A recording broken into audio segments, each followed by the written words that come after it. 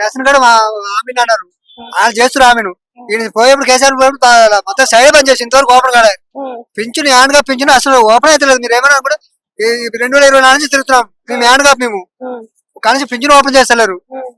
అంటే పెన్షన్ పెంచుతా అని చెప్పి ఇప్పుడు అప్పు అట్టు పెళ్లి చేసుకున్నాక ఇంటి చదువుకోవాలి కదా, ఊరికి ఉన్నట్టు ఉండే చదువుకుంటే కాదు, ఎవరి వల్ల కాదు అది. ఇప్పుడు ఆయన కూడా అప్పులు కట్టుకోవడం ఇస్తా అంటున్నారు కదా, ఇస్తాడు, ఓపి పెట్టుకోవాలి మనం.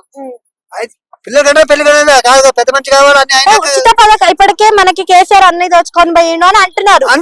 కానీ ఉచిత పథకాలు పెడితే ఏ నుంచి తీసుకొస్తారు, ఏ నుంచి పెడతారు? చేస్తున్నాం కదా, ఏదో ఒకటి చేస్తున్నాం కదా మేడం. మేము కింద పడి పైబడి కష్టం చేస్తున్నాం కదా. ఇప్పుడు ఈయన పప్పులో ఉప్పులో పెంచుతున్నారు. ఒక్కసారి డ్రింక్స్ మీద ఎక్కించారు వీళ్ళు తెలుసా, కేసీఆర్ వాళ్ళు డ్రింక్స్ మీద ఎక్కించారు.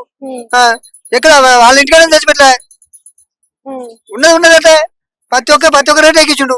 ఫ్రీ బస్ ఇస్తున్నారు కదా, మరి ఫ్రీ బస్ వల్ల యూజ్ ఉందా లేదా? మేడం లేని అక్కడ ఆడతిని కూడా పోతురు వస్తురు, వాళ్ళు కూడా ఇబ్బంది లేకుండా తిరుగుతారు, డ్యూటీ చేసే వాళ్ళు చేసుకుంటారు. ఏదో వాళ్ళు చదివే వాళ్ళు చేస్తారు, అంతే తీసేయాలి అని అంటారు కదా.